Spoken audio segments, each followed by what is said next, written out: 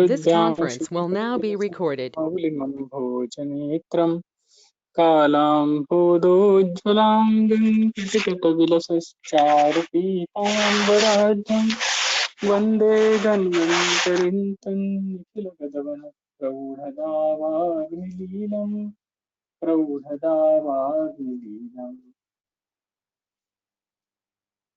तो पिछली बार हमने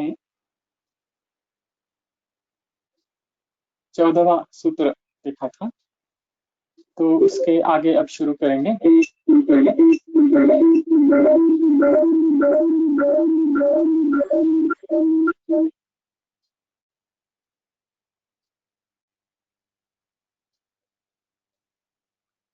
रोगाणाम निदानार्थ कर्तृत्व, ऐसा इसका टाइटल है।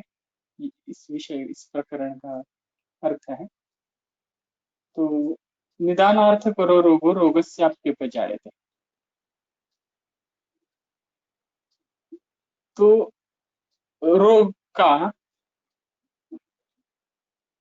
रोग खुद ही एक निदानार्थ कर सकता है। अब ये निदानार्थ कर जो शब्द है, इसका अर्थ आगे स्पष्ट होता जाएगा, मगर इसका सीधा अर्थ यह है कि रोग ही दूसरे रोग का कारण बनता है। और वो किस तरह से बनता है ये बताते हैं। पिछले सूत्र के अंत में रोग के दूसरे जो कारण है, असात्म इंद्रियार्थ संयोग, प्रज्ञापराध, परिणाम, ये जो दूसरा क्लासिफिकेशन है, इसके बारे में बताया गया था। उसके आगे जाकर रोग ये खुद भी दूसरे रोग का या किसी रोग का कारण बन सकते हैं, इसका विधान अब ये कर रहे हैं। निदानार्थ करो रोगो रोगस्याप्युपजायते। तो टीकाकार इसके आगे क्या कहते हैं देखेंगे। ननु किम एतदेव निदानम उत अन्यदपि अस्ति इत्यतश्चरक वचनम उपन्यस्य। तो ये जो असात्म इंद्रियार्थ संयोग, प्रज्ञापराध और परिणाम, ये जो निदान है, सिर्फ इतना ही निदान है या दूसरा भी निदान है, ऐसा बताते हैं।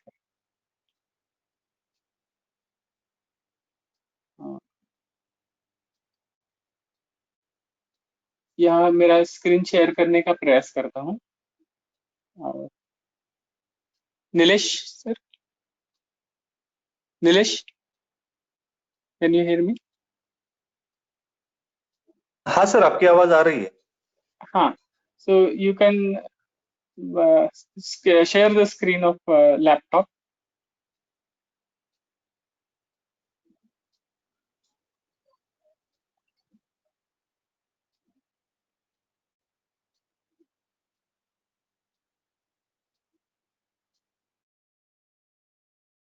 Yes sir, I have. तो ननु किम एतदेव निदानम उत अन्यदपि अस्ति इत्यतश्चरकवचनम उपन्यस्यति निदानार्थकर इत्यादि।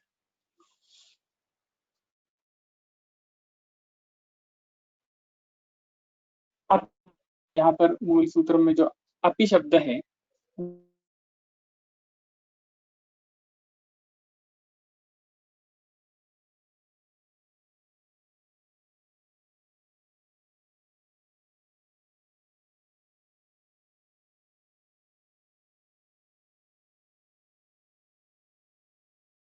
वो कह रहे हैं अयम् अर्थः निदानेन यो अर्थः क्रियते व्याध्याख्यः स रोगेण अपि। निदान पूर्व रूप जो निदान है, जो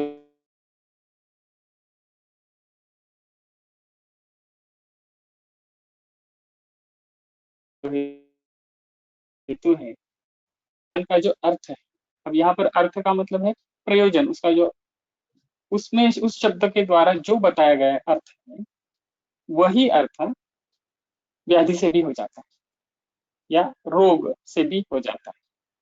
तो निदान के द्वारा व्याधि की उत्पत्ति होती है, जिस तरीके से होती है, तो वैसे ही व्याधि के द्वारा भी दूसरे व्याधि की उत्पत्ति होती है। इस तरह से निदान का जो अर्थ है वो व्याधि से भी उत्पन्न होता है। तो इस तरीके से वो क्रम भिन्न हो जाता है, क्योंकि निदान पूर्व रूप उपचय संप्राप्ति इस तरीके से क्रम बताया गया है। उसमें से जो निदान है वहां पर चरक ने उस सभी रोगों के हेतुओं की गणना असाध्य इंद्रियार्थ संयोग प्रज्ञापराध परिणाम इन 3 हेतुओं में कर दी है। तो इसमें से ये एडिशनल और एक निदान बन जाता है। व्याधि खुद ही दूसरे व्याधि का निदान कारण, इस तरीके से रोगोपि रोगकरस्य निदानार्थकर इत्यकरोत् तेन एवं गम्यते। तो अब यहाँ पर तो ऐसे बताना चाहिए कि रोगों अपि रोगकर, इस तरीके से सीधा वाक्य बन जाएगा कि रोग ये रोगकर होता है, एक रोग दूसरा रोग करने वाला होता है, तो ऐसा यहाँ वाच्य है। मगर फिर भी यहाँ पर शब्द ऐसा इस्तेमाल किया गया है कि निदानार्थ कर होता है, निदान कर होता है, ऐसे नहीं कहा है, निदानार्थ कर होता है। तो ऐसा क्यों कहा है? तेने एवं गमयति, उससे ये समझ में आता है रोगो अपि रोगांतरम कुर्वाणो निदानांतरो उपबृहित बल एव। तो इसका ये अर्थ है कि रोग रोग का कारण बन तो जाता है, मगर हमेशा उसको कारण रूप रोगों को निदानांतर उपबृहित बल, तो दूसरे निदान और एडिशनल कुछ हेतुओं की आवश्यकता होती है, और एडिशनल हेतु से उपबृहित बल होकर भी वो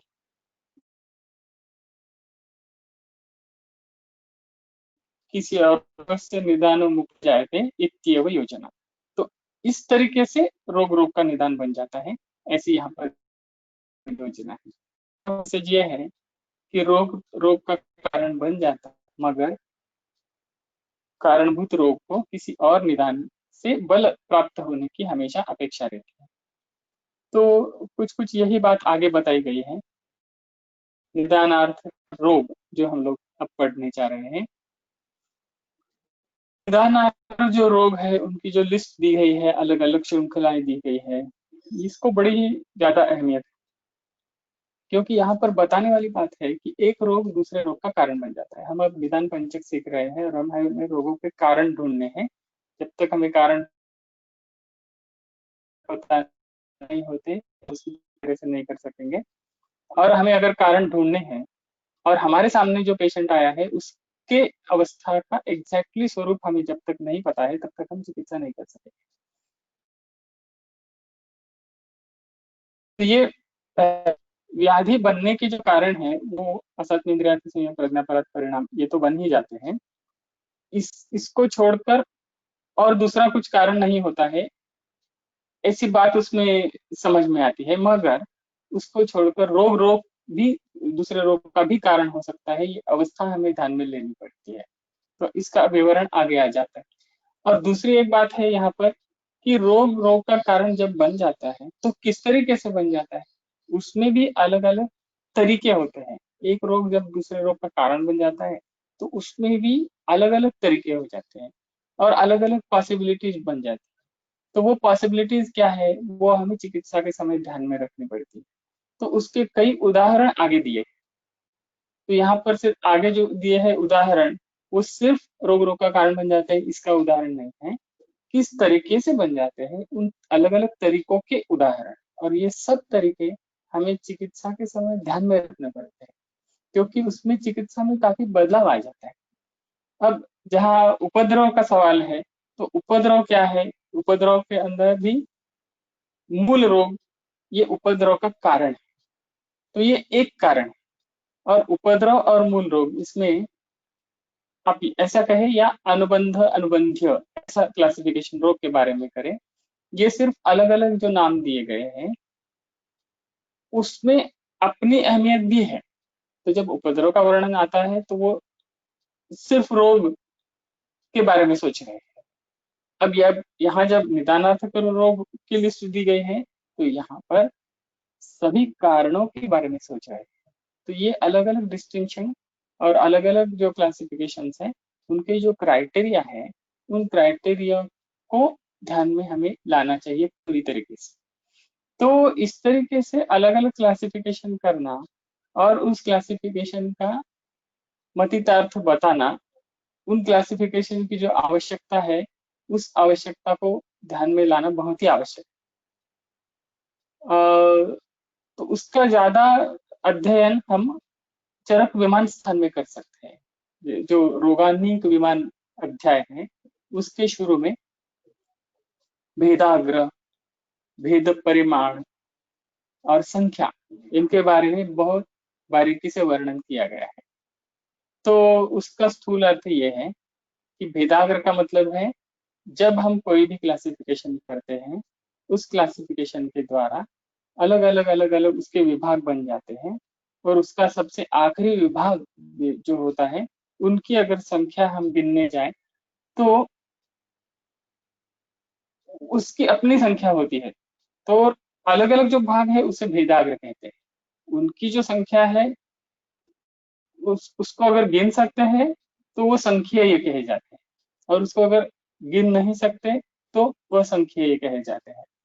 और ये जो अलग अलग तरीके से हम भेद करते हैं, जिससे हमने संख्या संप्राप्ति और विधि संप्राप्ति के बारे में सोचा, तो संख्या संप्राप्ति में प्रायः हमने देखा कि दोषों के द्वारा या दोष या अगंतु इसके द्वारा रोगों का विभाग किया जाता है जो चिकित्सा में प्रयुक्त होता है, और वो जो क्लासिफिकेशन है वो पहले ध्यान में लाना है, और फिर बाद में जाके विधि संप्राप्ति मतलब जो हमने ज्वर में उदाहरण लिया था, जैसे शारीर मानस है या प्राकृत वैकृत है या काल की दृष्टि से उसके भेद किए गए हैं, संतत सततान्य तृतीय चतुर्थ का, या सामनिराम है, सौम्य आग्नेय है, इस तरीके से अलग अलग भेद उसके किए गए हैं, क्लासिफिकेशन उसका किया गया है।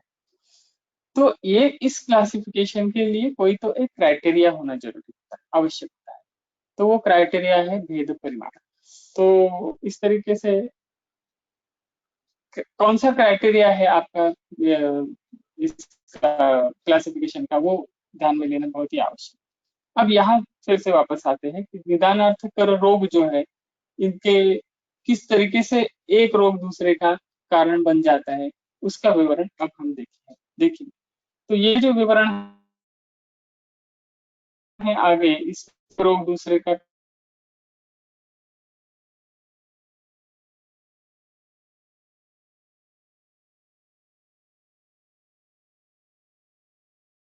कारण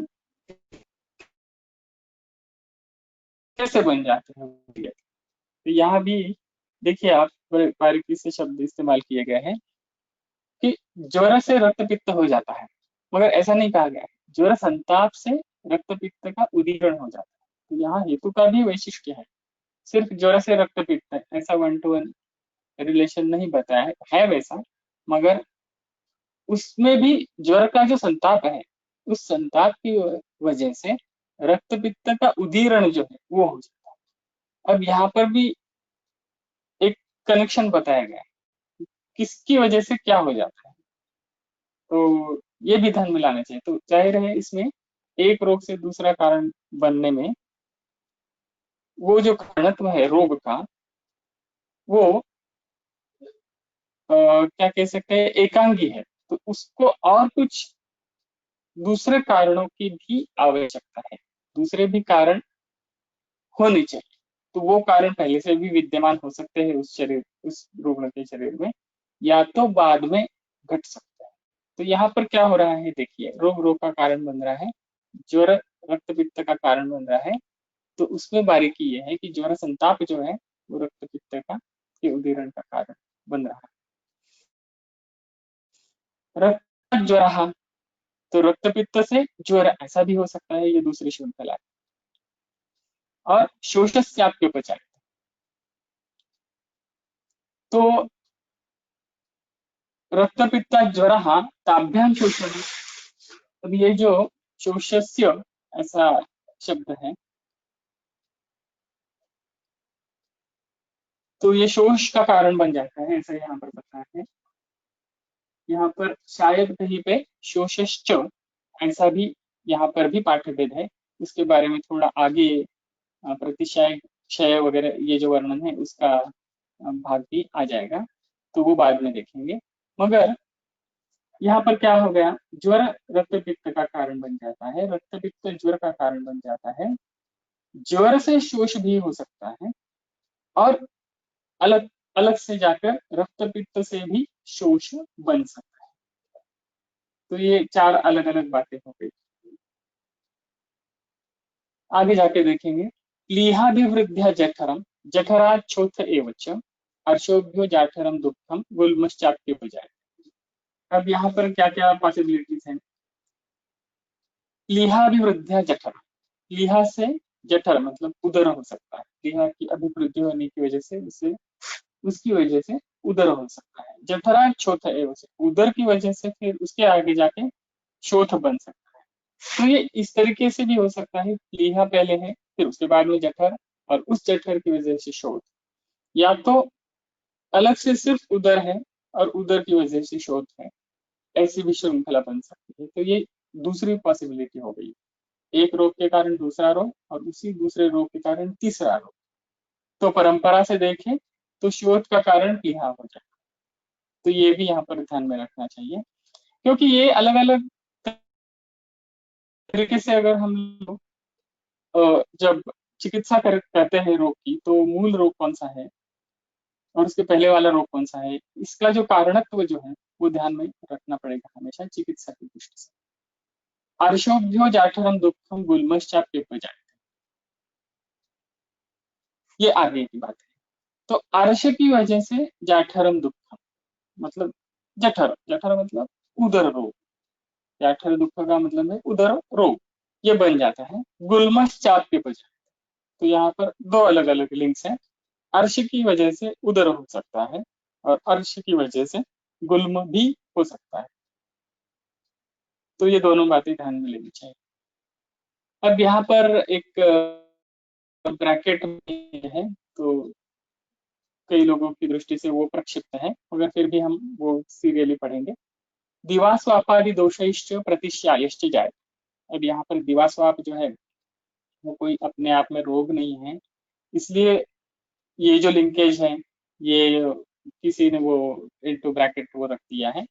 दिवास्वाप इत्यादि जो दोष है या इत्यादि से बनने वाले जो दोष है, ऐसा भी आप कह सकते हैं, उसके कारण प्रतिश्याय हो जाता है। प्रतिश्यायादसो अथो कासः कासात् संजायते क्षयः क्षय रोगस्य हेतुत्वे शोषश्चाप्युपजायते।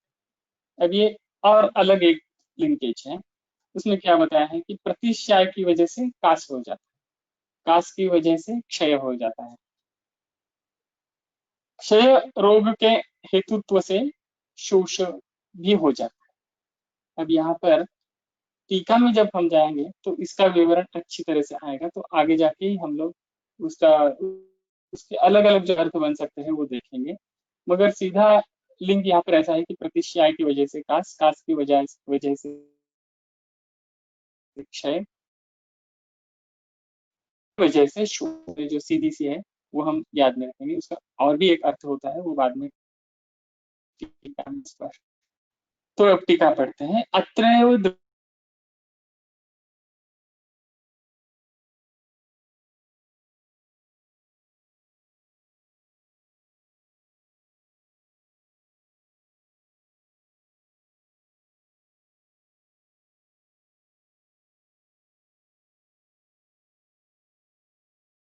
दृष्टांत मान, और व्यवहार में जब हम रोग का निदान चिकित्सा की दृष्टि से करते हैं तो निदान पूर्व रूप रूप उपशय संप्राप्ति ये भी देखते हैं। और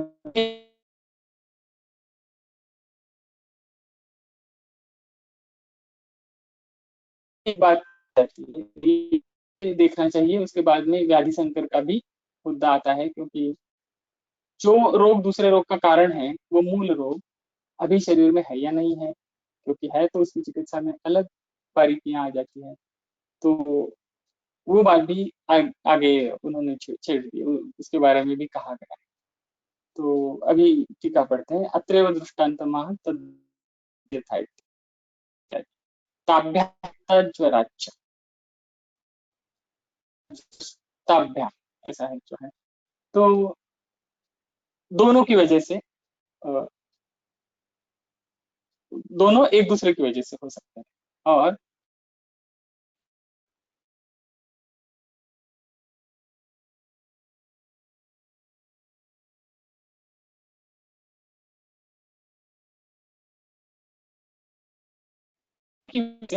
हम शोष हो गया है और रक्त पित्त विद्यमान है और उन दोनों की वजह से शोष हो गया, ऐसा भी हो सकता है। दुःखयति इति दुःखम पीडाकरम अयं च दुःख शब्दो लिंग विपरिणामेन सर्वज्वरेषु ज्वरेषु योज्य इति वाक्य चंद्रमा। तो यहाँ पर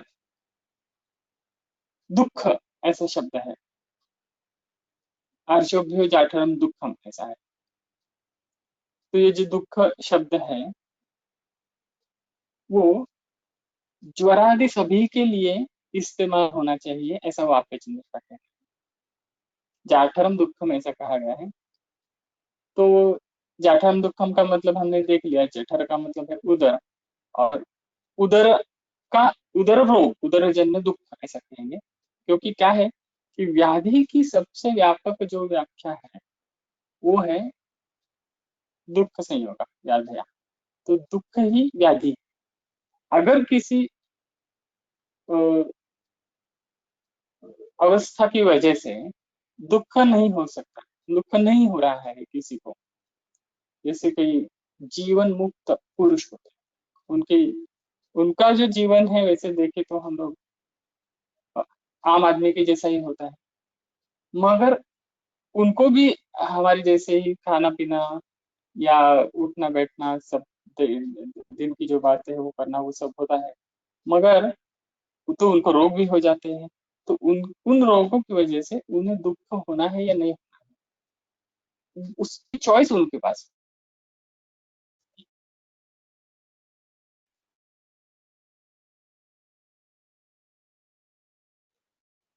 हो रहा है। सबसे व्यापक जो व्याख्या है रोग की, उस व्यापक व्याख्या की दृष्टि से देखें तो उनको रोग कहना है या नहीं, ये समस्या खड़ी हो जाती है। जैसे रामकृष्ण परमहंस के बारे में बताया जाता है कि उनको कैंसर हुआ था अंतिम समय में।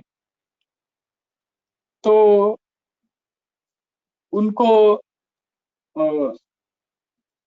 एक समय ऐसा आ गया कि उन्होंने सोचा कि ये मुझे नहीं चाहिए, ये कैंसर मुझे नहीं चाहिए। तो उन्होंने समाधि अवस्था में जाकर, तो उनका संवाद जो है वो देवी से होता था, माँ कहते थे उन्हें, देवी को माँ कहते थे। तो उन्होंने पूछा कि मुझे नहीं चाहिए।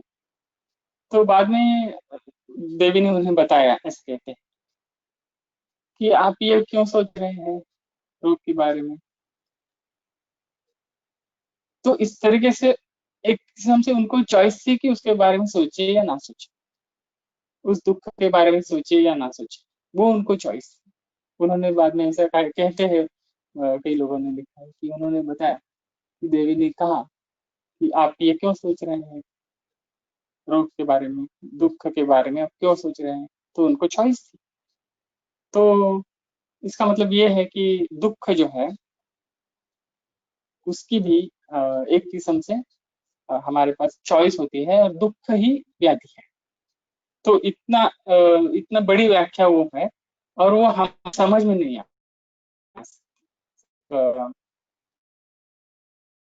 बहुत ही किस्म के समझ में आ सकती है, ऐसा अभी हम कह सकते हैं। तो ये जो हम लोग पढ़ रहे थे कि ये जो दुख शब्द है वो लिंग विपरिणाम से ज्वरादि सभी व्याधियों के लिए उसकी उसकी उसका इस्तेमाल करना। ये लिंग विपरिणाम ये है कि विशेषण विशेष्य जो होता है उसमें उसका जो उसके भेद है, तो विशेष्य के अनुसार जो जाठरम दुक्खम का शब्द इस्तेमाल किया है, तो अलग अलग व्याधियों के नाम जब आएंगे तो उसके लिंग के हिसाब से, पुल्लिंग स्त्रीलिंग नपुंसकलिंग के हिसाब से उसके लिंग में बदलाव आ जाएगा। तो ये लिंग विपरिणाम है।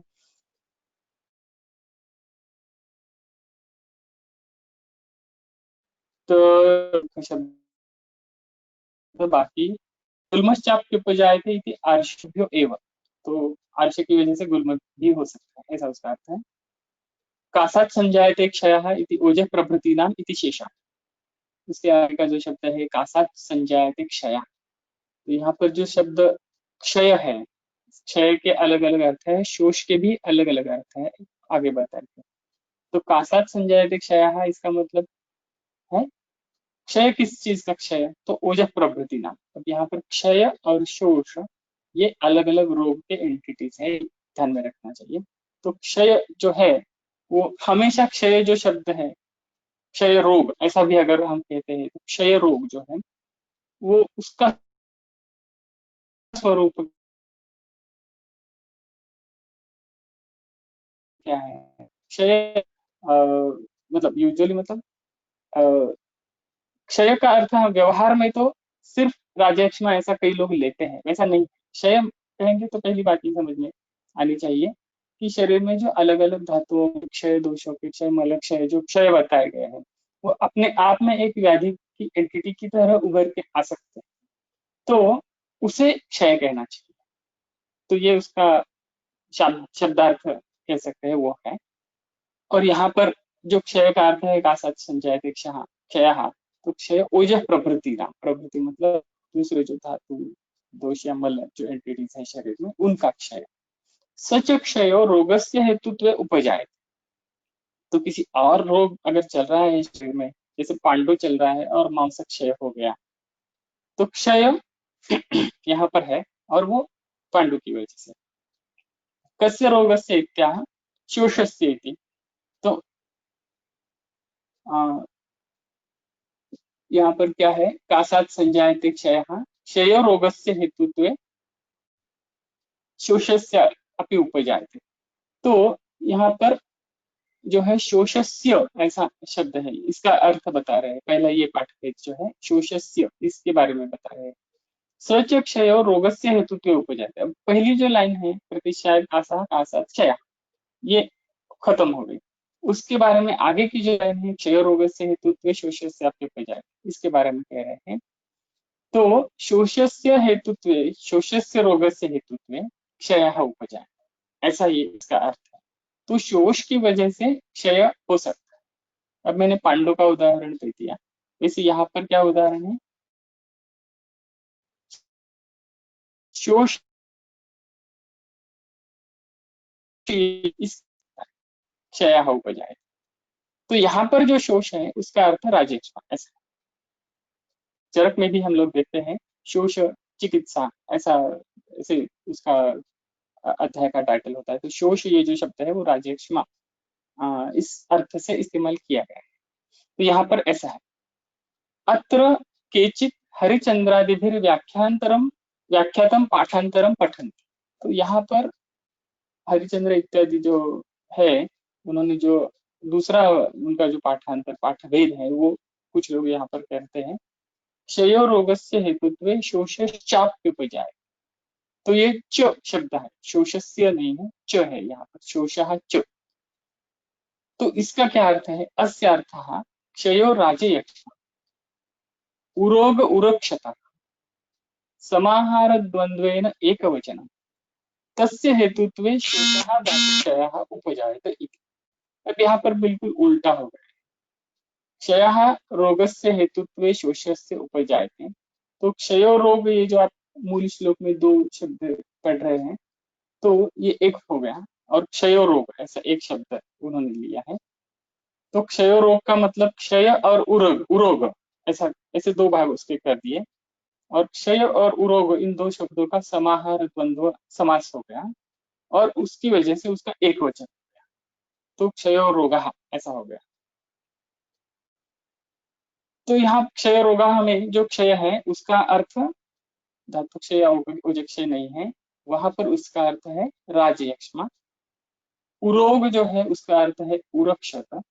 ये अलग अलग है, और उनकी वजह से धातु क्षय जो है वो उससे नाम दिया है शोष, वो धातु क्षय हो सकता है। तो ये बिल्कुल उल्टा अर्थ हो गया। तो अब यहाँ पर कोई लोग ऐसा सोचेंगे कि ये सब कंफ्यूजन है और इतना कंफ्यूजन करने की क्या जरूरत है। तो देखिए मूल सूत्र उन्होंने दे दिए हैं, अलग अलग विद्वान टीकाकारों ने अपनी अपनी राय रख दी है, मगर उन दोनों जो उनके जो मतलब मूल श्लोक पे जो विवरण है उसका जो मतिदार है वो ये है कि क्षय धातु क्षय हो वो किसी और रोग की वजह से हो सकता है, उसमें राजयक्ष्मा भी हो सकता है, या तो राज्यक्षमा है, और राज्यक्षमा की वजह से तत्क्षय ऊर्जक्षय इत्यादि क्षय अवस्था है, ये भी हो सकता है। यही सिर्फ इतने इसमें ध्यान में लेने वाली बात है। तो यहाँ से इतना इसका जो ये विवरण है, इसका अंतितार्थ यही है कि ये दोनों बातें हो सकती। तो आगे जाएंगे। ननु चरके सर्वं दानं त्रैविध्येन संगृहीतम् अस्मिन् संयोगः इत्यादिना। ततश्च रोगस्यापि निदानत्वम् आचक्षाणः स्वोक्तं निदान त्रैविध्य संग्रहं कथं न विरुणद्धि।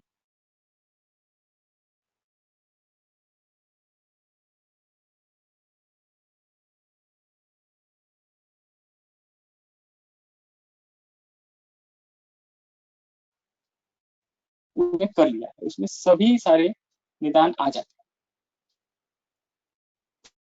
तो यहाँ पर निदानत्वम् आचक्षाणः पर रोग को भी आप निदान दे रहे हैं, तो ये एक्स्ट्रा हो गया।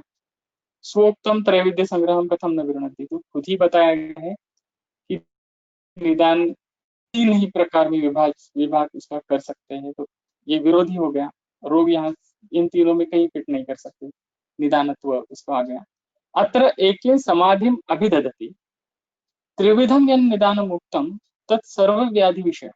तो यहाँ पर कुछ लोग ऐसा समाधान करते हैं कि जो त्रिविध निदान बताया गया है, चरक ने बताया है, वो सर्व व्याधि विषय, सारे के सारे व्याधि के बारे में, पूरे व्याधियों के बारे में है। इदंतु प्रतिनियत विषय, और यहाँ पर जो है ये जो जब व्याधि व्याधि का कारण बन जाता है, ये जो प्रकरण आ जाता है, ये सिर्फ प्रतिनियत विषय है। तो किसी एक उदाहरण जो व्यवहार में हमारे सामने आ जाता है,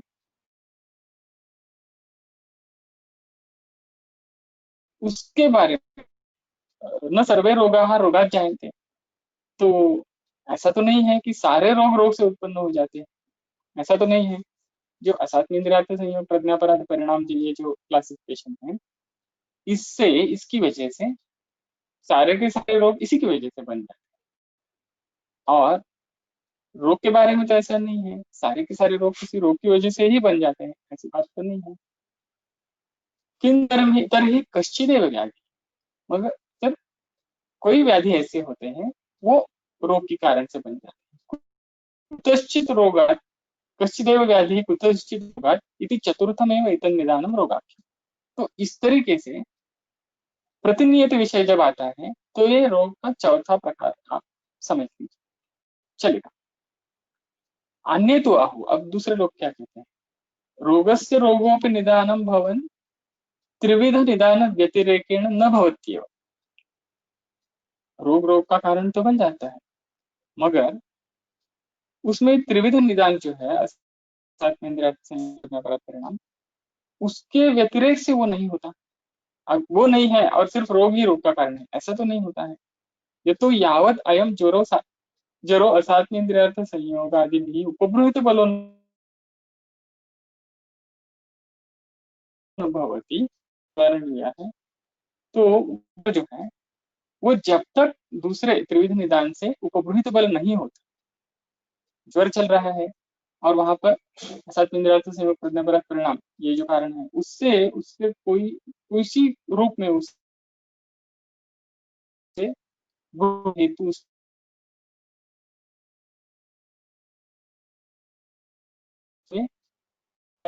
आरंभ नहीं होता। तस्मात् व्याध्युत्पादे त्रिविध एव हेतु साक्षात पारंपर्येण वा।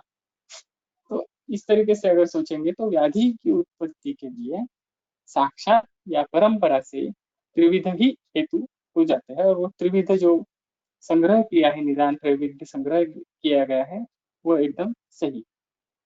तो ये जो स्पष्टीकरण है ये काफी योग्य।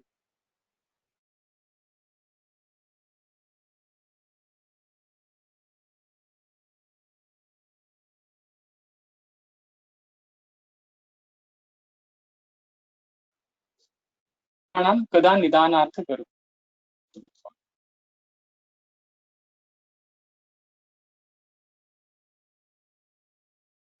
आ जाता है। तो वो कब आ जाता है? हाँ, तो हमेशा जो मूल रोग जो होते हैं वो शुरू में पूर्वम पहले केवल रोगा केवल रोगी होते हैं वो, तो तब वो निदान नहीं होते किसी और का। पश्चात हेतु अर्थ करना आगे जाके, तो यहाँ टाइम सेंस कब कहाँ अब बाद में, ये जो टाइम का जो सेंस है ये यहाँ पर उन्होंने लाया है। तो पहले वो रोगी होते हैं, उनको निदानार्थ नहीं है, वो निदान नहीं है, तब नहीं है, बाद में वो निदान बन जाते हैं। ननु ये इमे रोगा रोगांतरस्य निदानत्वेन उक्ता ते किम उत्पन्न मात्र एवं रोगम जनयन्ति। तो ये विवरण हमें क्यों चाहिए? क्योंकि हमें ये देखना चाहिए कि रोग कोई भी अगर होगा तो वो दूसरे रोग का कारण 100% बनेगा ही बनेगा। अगर ऐसा कहेंगे तो कोई भी रोग होगा तो उसकी वजह से दूसरे रोग का कारण तो उसमें अपने आप आ जाएगा, और इसका ये मतलब है कि उससे तो रोग होने वाला ही है, दूसरा रोग होने वाला है। उत्पन्न मात्र कारण नहीं, वो तो अनंतरम काल मिथ्या ते पूर्व मिथ्या, ऐसा है या दूसरे काल में है। ते व्याधयः उपब्रूह हेतु अलाभात प्राक केवलः स्वतंत्रः सन्तः रोगा एवं रुजा कर्तृत्व।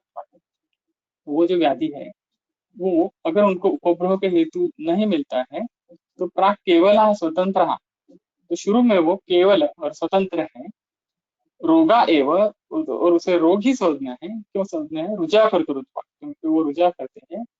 पश्चात उपब्रह का हेतु लाभात, बाद में उन्हें उपब्रह का हेतु मिल जाता है। हेतु निदान से यो अर्थ प्रयोजन जन्माख्यम तत्पूर्व, तो बाद में उपब्रह की जब हेतु उनको मिलता है तब वो रोग का जो निदानार्थ है, अर्थ है, प्रयोजन है जो वो करते हैं, क्योंकि उन्हें अब कारण बनना है। उनका प्रयोजन क्या है? कारण। सिर्फ रुजा ये नहीं है, किसी और रोग का कारण भी होना है उन्हें, तो वो बनते हैं ऐसे। हाँ, निदान का जो अर्थ है वो उनमें आ जाता है, व्याधि जननार्थ जो अर्थ है तो वो करते हैं। यथा ज्वर और रक्तपित्त।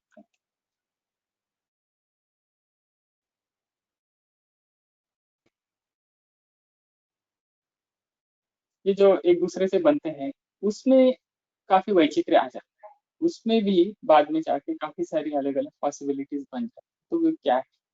कश्चित् रोगो रोगस्य हेतुर्भूत्वा प्रशाम्यति, न प्रशाम्यति चाप्यन्य आप्यन्यो हेतुत्वं कुरुते अपि च।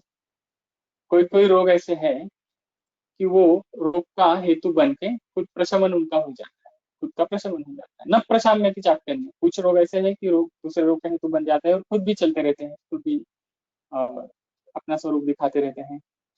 हेतुत्वं कुरुते अपि च, और हेतुत्व भी करते रहते हैं, दूसरे रोग को हेतु भी बनते रहते हैं। एवं पृच्छ्रतमानृणाम दृश्यन्ते व्याधि संकरा, तो इस तरीके से व्याधि संकर बन जाते हैं।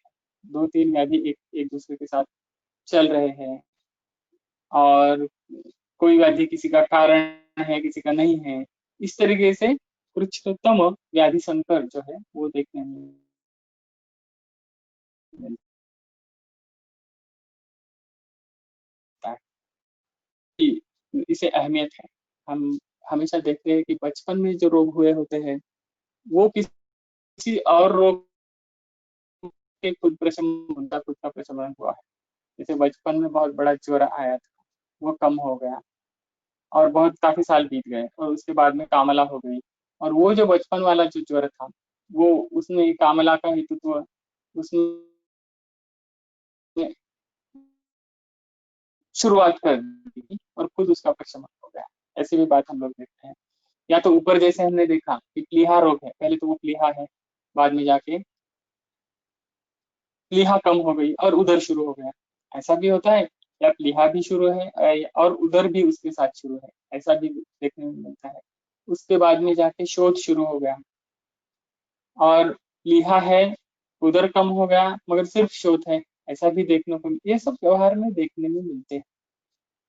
जब कब देखने में मिलेंगे, जब हम उस दृष्टि से देखेंगे तब हमें देखने में मिलेंगे। तो हम लोग, हमारे सामने जब आप अब पेशेंट आता है तो वो उसका डायग्नोसिस लेके वो पेपर्स लेके आते हैं, लिवर सिरोसिस है और उसकी वजह से असाइटिस बन गया है, और उसके बाद में जाके एडिमा है, और उसकी कुछ इटियोलॉजी वो एलोपैथी में बताते रहते हैं। मगर हम उसको इस दृष्टि से नहीं देखते कि पहले ये यकृत या प्लीहा, उसकी वृद्धि, ये अपने आप में एक खुद रोग बन गया था। उसके बाद में जाके उधर की और कुछ संप्राप्ति बन गई, और की संप्राप्ति रही है या वो ठीक हो गई या कम हो गई, और उसके बाद में शोथ नाम की जो अवस्था है वो अलग किस्म से सामने, उसकी अपने कारण है, उसकी अपनी संप्राप्ति है। इस दृष्टि से हम लोग नहीं देख सकते। हम लोग सिर्फ एक ही दृष्टि से देखते हैं, क्योंकि वो बहुत बड़ा इम्पैक्ट होता है हमारे इसमें सोचने में कि उससे लिवर सिरोसिस है और उसका ये मेटाबॉलिज्म चल रहा है, उसकी वजह से उसको ये सब लक्षण हो रहे हैं। तो किसी शरीर में जो चल रहा है वो लक्षण है या अपने आप में एक रोग है, ये डिस्टिंक्शन करना व्यवहार में आयुर्वेद की चिकित्सा की दृष्टि से बहुत ही आवश्यक है। तो अगर ऐसा है, अलग अलग रोगों की दृष्टि से अगर हम देखेंगे तो अलग अलग रोग की चिकित्सा और उसके चिकित्सा सूत्र कब और कैसे अप्लाई करने हैं, उसको क्या अहमियत देनी है, कितनी देनी है, और उस चिकित्सा सूत्र में बताए गए जो क्रियाक्रम है, उसके जो उपक्रम है, और उस उपक्रम के लिए इस्तेमाल करने के लिए जो द्रव्य हम इस्तेमाल करेंगे, उन द्रव्यों का सीधे तरीके से मटेरियल डेटा हमारे सामने उपलब्ध हो जाएगा। जैसे कि उधर चल रहा है तो सिर्फ लिवर सिरोसिस करके आरोग्य वर्धिनी और कटुका, ये बात तो प्रिस्क्रिप्शन में हमेशा ब्लाइंडली रखी जाती है, ऐसा हमेशा हम लोग देखते हैं। तो उधर चल रहा है, उसके साथ में शोथ है, शोथ अब प्रधान है, शोथ को ही हमारी चिकित्सा करनी चाहिए। तो हमें शोथ की चिकित्सा सूत्र में जाके उसका क्रियाक्रम देख के उसको अहमियत देनी पड़ेगी, और शोथ में जो संप्राप्ति अलग घटती है हमेशा, वो देखनी पड़ेगी। अभी उदर के साथ उसकी वजह से जो शोथ हुआ है उसकी संप्राप्ति अलग से समझनी पड़ेगी, और उसकी चिकित्सा में शोध का क्रियाक्रम हम इस्तेमाल करेंगे, मगर उसमें उदर का जो है हम लोग वो भी ध्यान में रखें, उसका भी ध्यान उसमें आ जाएगा। उसके पहले जाके यकृत या प्लीहा, ये जो मूल रोग है उसकी वृद्धि से, ये अलग रोग है, उसका भी हेतुत्व हमें ध्यान में लाना पड़ेगा। तो ये 2-3 रोग अगर शरीर में एक साथ हो जाए तो उसका व्याधि संकर बन जाता है, और ये कृच्छ्रतम इस तरीके से वो बन जाता है। तो हमें उस समय जो है वो टारगेट ओरिएंटेड ट्रीटमेंट करनी पड़ेगी, और कौन पहला है कौन बाद में है ये सोच के, एक तो ये सोचना पड़ेगा, तो प्रधान कौन है अप्रधान कौन है ये समझ में जाएगा। प्रायः प्रधान की चिकित्सा से अप्रधान की चिकित्सा अपने आप हो जाती है, ये बात उसमें समझ में आ जाएगी। फिर उसकी चिकित्सा में अब कौन सा क्रियाक्रम करना है वो उस समय की संप्राप्ति पर निर्भर होगा। वो अलग अलग व्यक्ति में अलग अलग संप्राप्ति के बारीकियां ध्यान में रखनी चाहिए, ये भी समझ में आ जाएगा। जैसे कि उदर है, शोथ है, और हम लोग चिकित्सा कर रहे हैं तो शोथ की प्रधान चिकित्सा विरेचन होती है, उदर की भी विरेचन होती है। उसमें भी थोड़ा बहुत अलग अलग होती है। जैसे उदर के बारे में सोचेंगे तो विरेचन ये नित्य करने का जो विधान है, और वहां पर अग्नि की एक विशिष्ट अवस्था होती है उदर में। शोथ के बारे में अगर सोचे तो अग्नि के बारे में उदर की तुलना में देखेंगे तो उसमें कम उसकी अहमियत है। मल संचय जो है उदर में है, विशिष्ट स्रोतों में होता है, शोथ में जो है वो कम अवसांतर आश्रित होता है। ये जो बारीकियां है संप्राप्ति की, ये पूरी तरह से अगर ध्यान में लाएंगे तो हम क्रियाक्रम और द्रव्य का चॉइस जो है वो ज्यादा अच्छी तरह से हम लोग कर सकते हैं। जैसे शोध है, अगर वो अब यहाँ पे क्लियर है कि ये नीचे शोध है या ये कोई आगे शोध, हम लोग चिकित्सा सूत्र जब ढूंढेंगे तो ये अध्याय खोलेंगे तो ये पहले ध्यान में आ जाता है कि वो शोध जो है वो निज है या आगम, तो ये पहला डिस्टिंक्शन करना पड़ेगा। तो यहाँ पर तो निज है, तो निज है तो उसके आगे जाके उसकी अलग अलग क्या बन गई है, विषय, ये उसका कारण है, या मतलब विषय है तो वो आगंतुक में आ जाएगा। मगर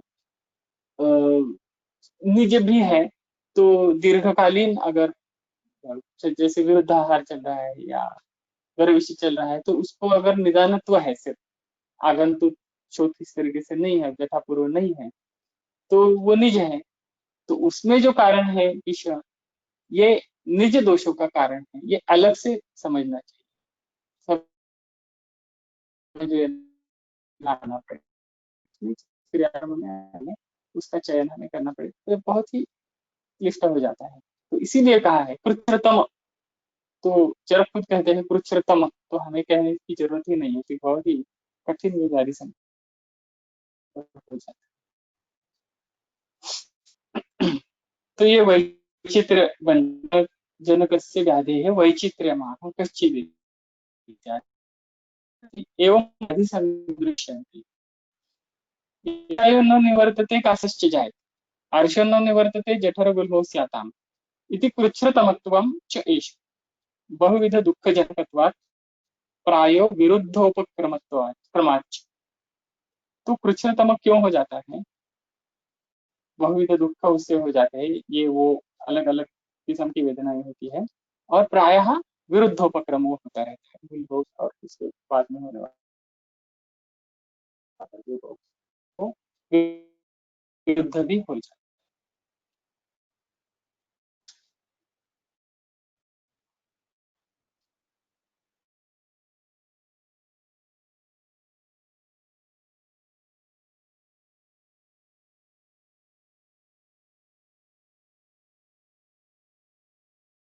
अब ये सब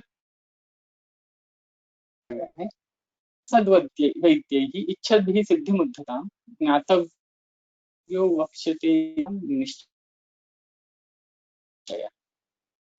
इन सब कारणों की वजह से सद्वैद्य ने उद्धत सिद्धि प्राप्त करनी है, जिस वैद्य को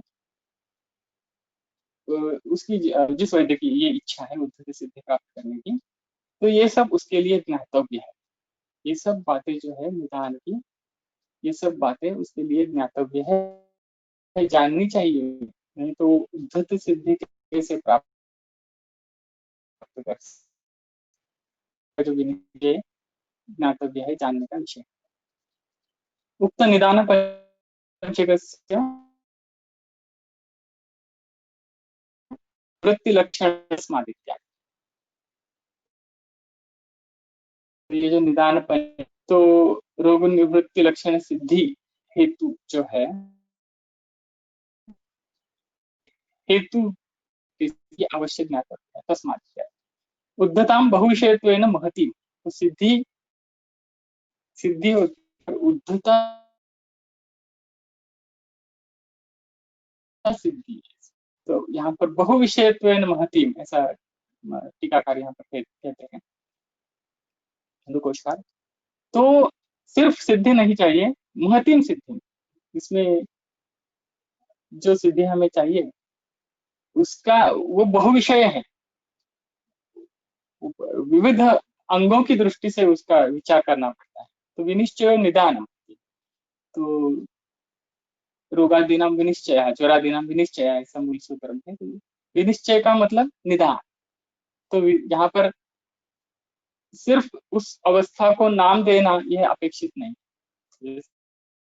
तो क्या है, गुणों को खत्म हो गया, ऐसी बात नहीं, उसमें उसका निदान क्या है, उस ज्वर का उसका पूर्व रूप क्या है, रूप क्या है, किस चीज से उपशय अनुपशय है, तो उसके दोषों का ज्ञान हो जाएगा उपशय अनुपशय की दृष्टि से देखेंगे तो।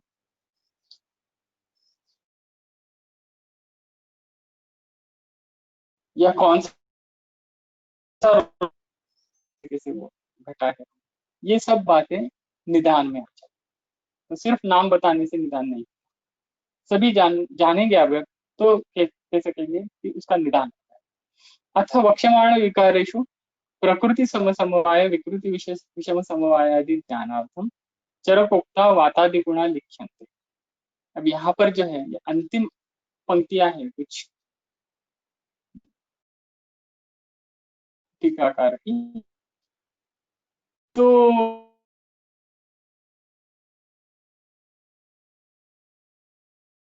क्या करेंगे, तो आपको क्या समझना है और क्या समझ के चिकित्सा के बारे में, इस निदान के ज्ञान का प्रयोग कैसे करेंगे, कैसे करना चाहिए। तो आपको तो ये करना है कि वैसे तो उनको दोष आपको समझने हैं उस रुग्ण के, और दोष की बारीकियां हमें समझनी है, क्योंकि हम निदान पंचक के द्वारा जो हम लोग रोग को समझ लेते हैं, तो क्या समझ में लेते हैं कि उसकी दोष की अवस्था ही समझ में लेते हैं हम लोग। और दोष की अवस्था अगर समझ में लेते हैं तो अलग अलग दृष्टि से अ, जिसकी जांच करते हैं हम उस रोग के, उस अवस्था की, उसके लक्षण, तो उसका ट्रांसलेशन ये दोष की भाषा में हो जाता है। जैसे ये देखिए आप, जैसे ज्वर है और उसके कुछ कारण हो गए, जैसे कि ज्यादा श्रम हो गए, श्रम की वजह से ज्वर है, और ये एक बात है। तो श्रम की वजह से ज्वर है, तो हम लोग क्या समझते हैं चिकित्सा की दृष्टि से, श्रम की वजह से वात बढ़ गया है तो वातज ज्वर है।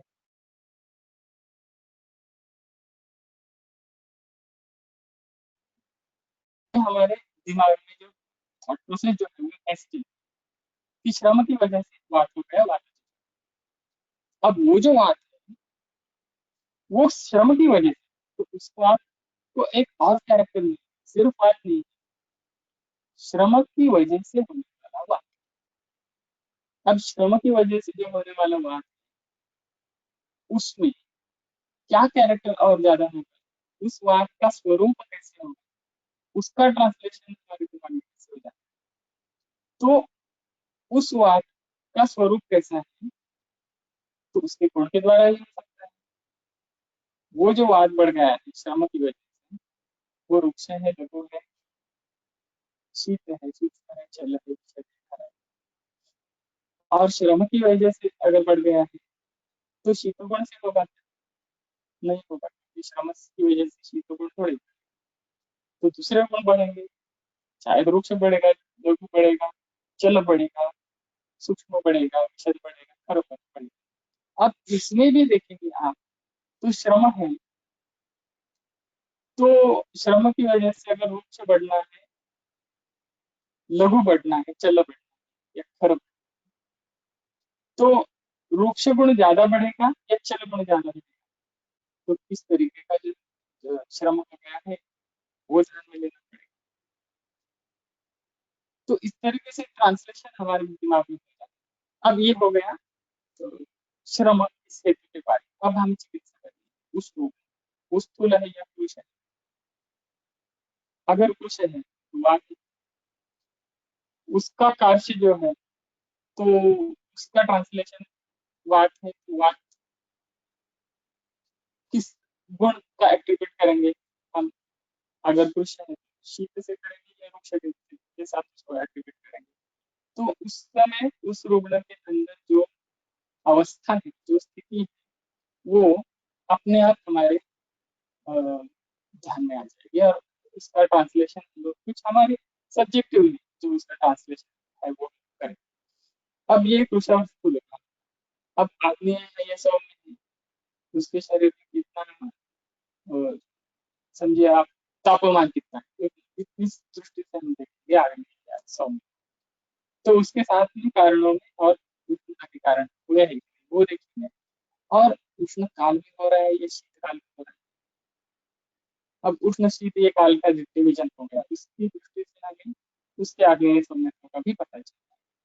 दूसरा भी काल का एक क्लासिफिकेशन है, वो ऋतु की दृष्टि से है।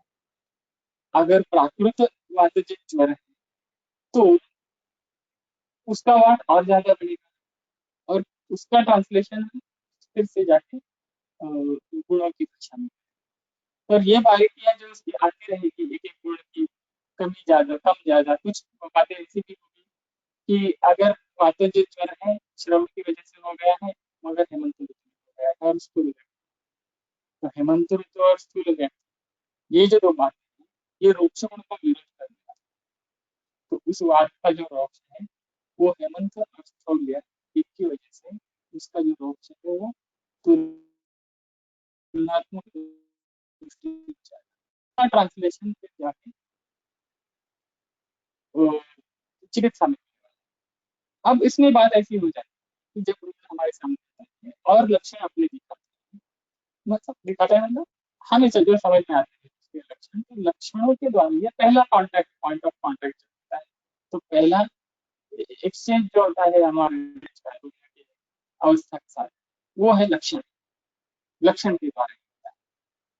लक्षण मतलब हम उसे देखते हैं, उसकी आकृति, ये तो लक्षण ही है, उसकी आकृति हम लोग देखते हैं, उसे समझते हैं, और फिर जाके ज्ञानेंद्रिय के द्वारा दर्शन, स्पर्श, शब्द, ये सब इनके द्वारा उसका परीक्षण करते हैं, लक्षण दिखता है। रुग्ण अपनी तरफ से कुछ बताता है कि आरती है, ग्लानि है, श्रम, ये सब रुग्ण बताते हैं। तो लक्षणों के द्वारा हम उसका ट्रांसलेशन करते हैं। अब उसके लक्षण जो पैदा होते हैं उस ज्वर की वजह से उस रूप में, वो लक्षण उसके निदान के साथ मेल खाते हैं या नहीं खाते। जैसे कि श्रम ये में रुग्ण आ गया है और वो बताता है मुझे श्रम ये लक्षण है। श्रम मतलब है, समझिए रुग्ण ऐसे बता रहा है कि मैं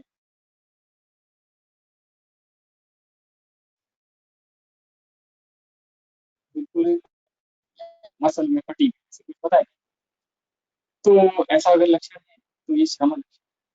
उसका जो कारण है वो कारण श्रम है, हो भी सकता है कि उसने बहुत पहले श्रम कर लिए थे और बाद में उसको जो लक्षण है वो भी श्रम। देखिए इसमें फर्क करना पड़ेगा आपको, श्रम ये कारण और श्रम ये लक्षण।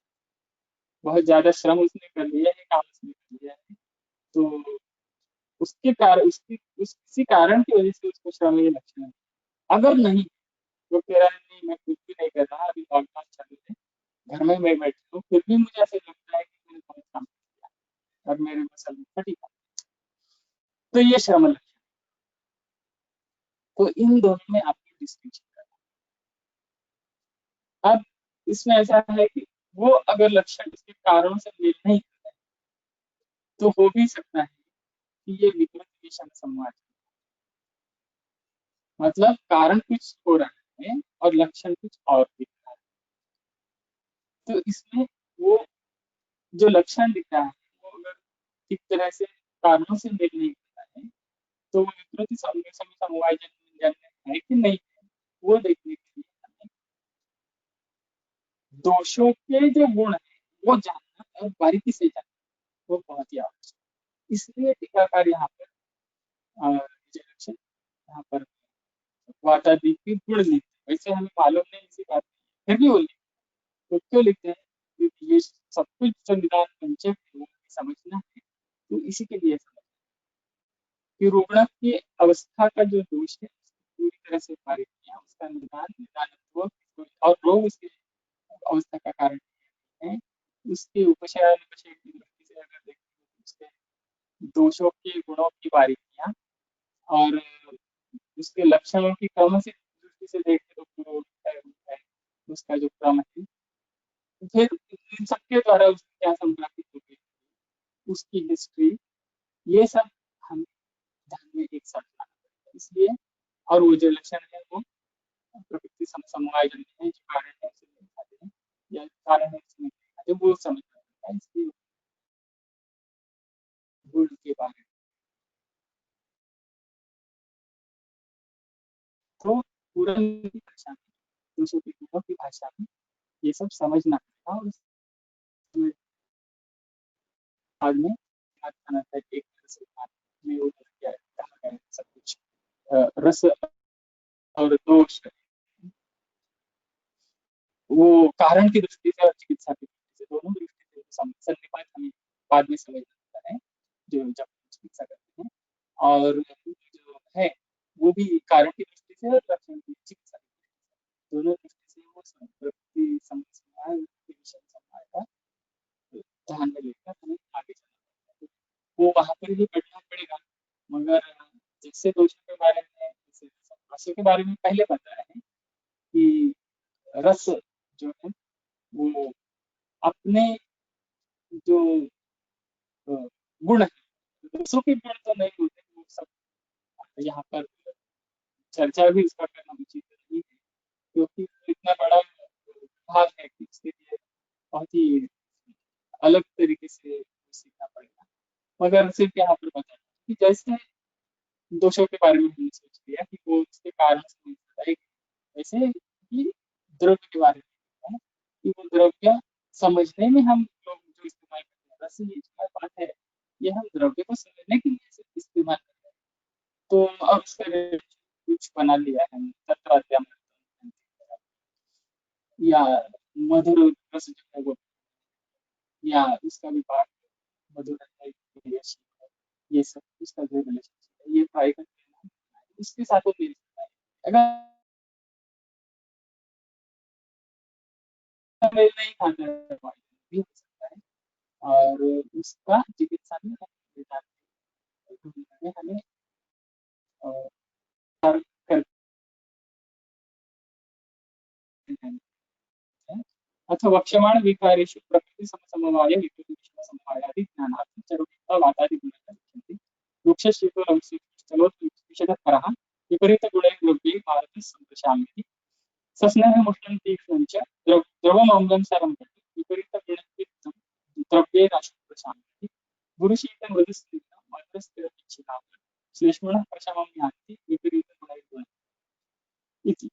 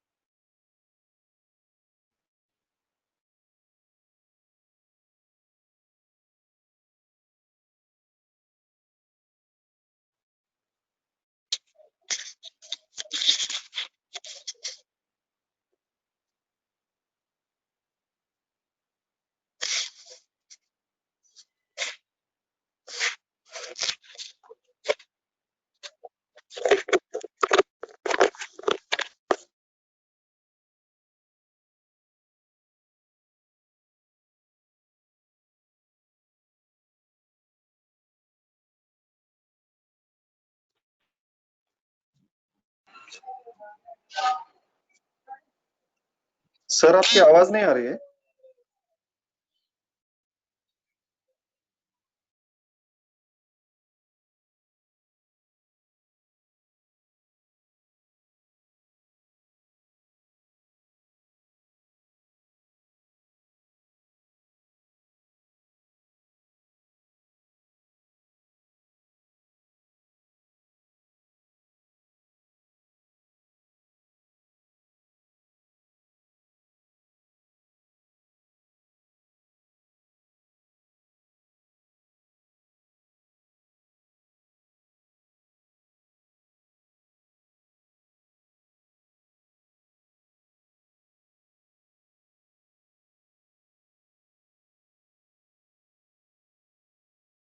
अब आ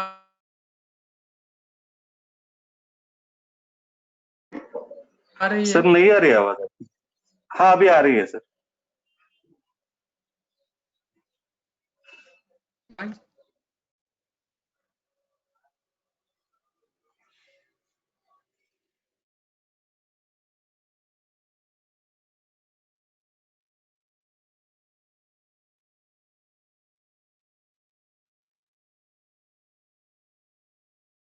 can you hear me now? हाँ सर अभी आ रही है आवाज। ठीक है सर।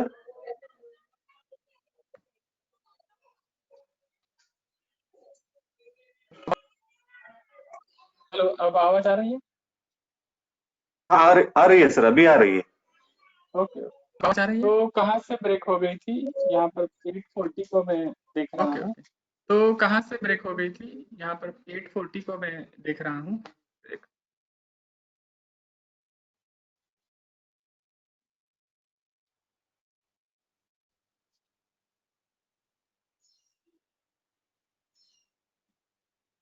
तो शायद हम लोग 21वें सूत्र में थे।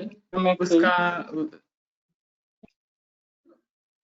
अर्थ मैंने बता दिया है और बाद में कुछ कुछ बातें मैंने कही है 840 के बाद में। तो मुझे पता नहीं है, मैं वो सुना है आपने नहीं? Can you put it on the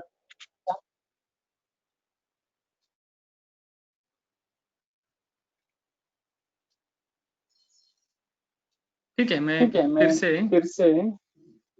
21वां सूत्र पढ़ता हूँ और वहां पर हम लोग रुकेंगे।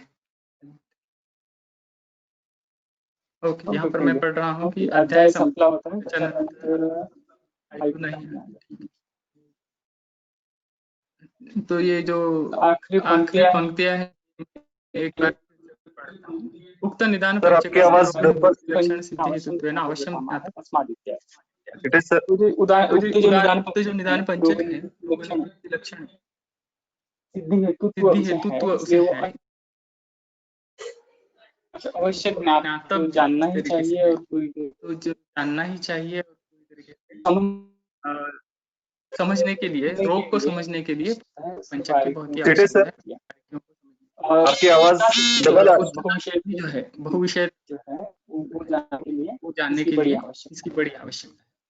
तो विनिश्चय का अर्थ निदान अर्थवक्षमाण विकारेषु प्रकृति समसमवाय समसमवायादि ज्ञानार्थम चरकोक्तावादि गुण लिखन्ते। तो ये जो वक्षमाण विकार है, इसके आगे जो ग्रंथ में जो रक्त वगैरह आएंगे, वगैरह वो उनका ये जो लक्षण है वो प्रकृति समवायजन्य है या विषम समवायजन्य है, ये समझने के लिए वार्तालिकी की जो गुण है वो समझना आवश्यक है। वृक्ष शीतल चलोति विषयकरः विपरीत गुणैर्द्रव्यैर मारुतः स्नेहम् उष्णं तीक्ष्णं च द्रवबलं सर्वतो विपरीत गुणैः चित्तं द्रव्यैराशु शाम्यति गुरुशीतं स्निग्धं मधुरस्थिरशिलाः शेषमं ज्ञान्ति विपरीत गुणैर्गुणाः। इति श्री माधवकर विरचिते माधव निदान लक्षणं समाप्तम्। इति श्री विजय रक्षितकृतायां मधुकोश व्याख्यायां पंच निदान लक्षणं समाप्तम्। तो इस तरीके से हमने ये अध्याय खत्म कर दिया है और ये जो पंच निदान की जो श्रृंखला है वो यही यहाँ पर समाप्त होती है।